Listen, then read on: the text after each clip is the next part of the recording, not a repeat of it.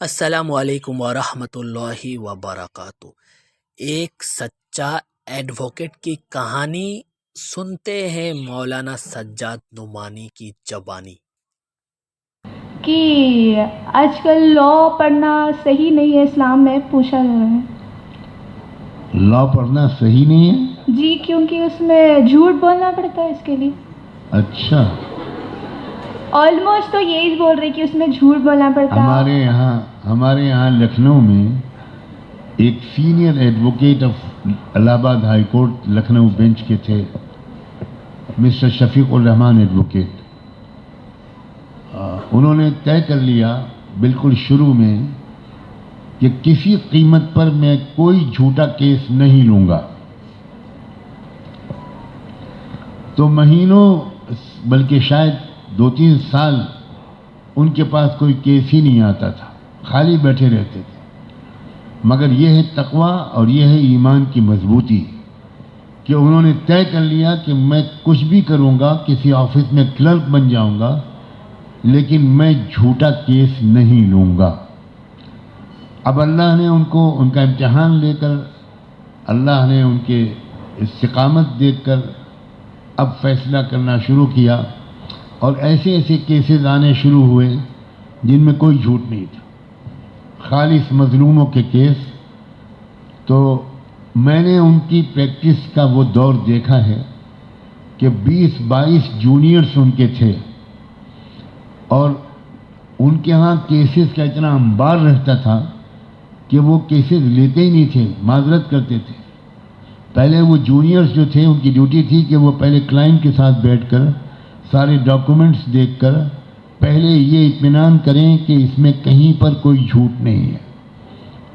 وہیں پر اسکروٹنی ہو جاتی تھی اور 50-60% کیسز واپس کر دیے جاتے تھے۔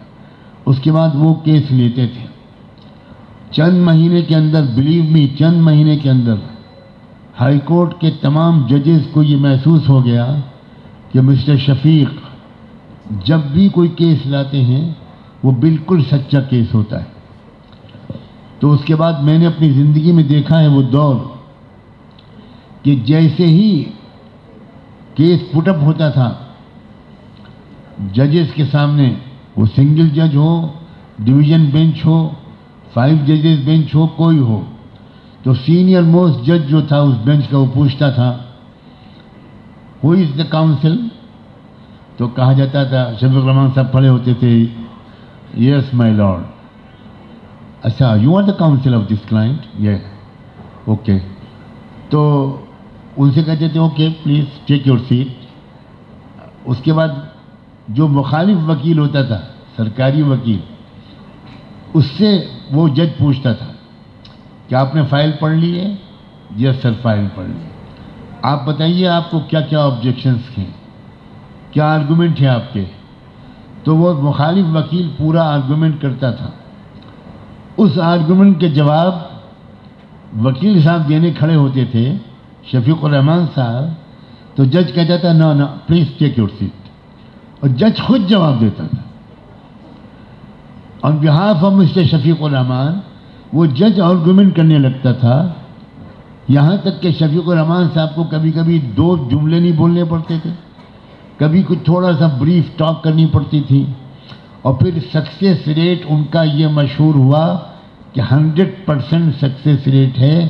جس کیس کے وکیل شفیق الرحمان بن جائیں گے اس میں شفیق الرحمان کے خلاف فیصلہ جا ہی نہیں۔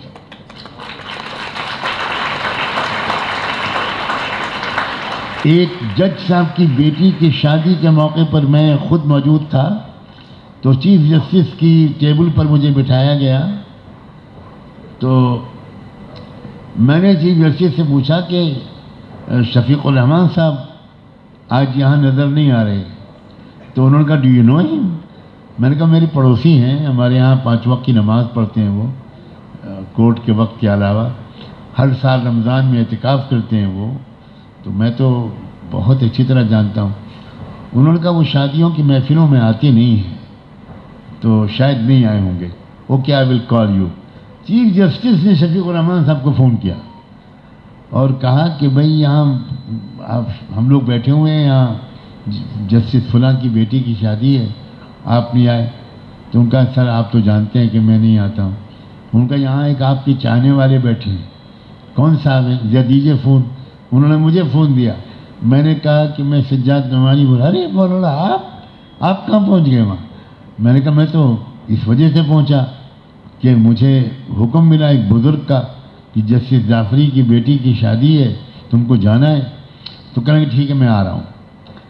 جب شفیق الرحمان صاحب آئے, بلیو می, سارا ہال کھڑا ہو گیا ان کے ساتھ. حالانکہ وہاں ججز تھے ہائی کورٹ کے, سپریم کورٹ کے, اور آئی نیور سا ان مائی لائف کہ ججز کبھی کھڑے ہوتے ہوں کسی وکیل کے استقبال میں. یہ ہو سکتا, یہ ہے سچ کی طاقت. بس ہمت کرنی چاہیے کہ ہم کو جھوٹ نہیں بولنا ہے. کچھ بھی ہو جائے تو اللہ تعالیٰ کچھ دن کے امتحان کے بعد راستے کھول دیتے ہیں.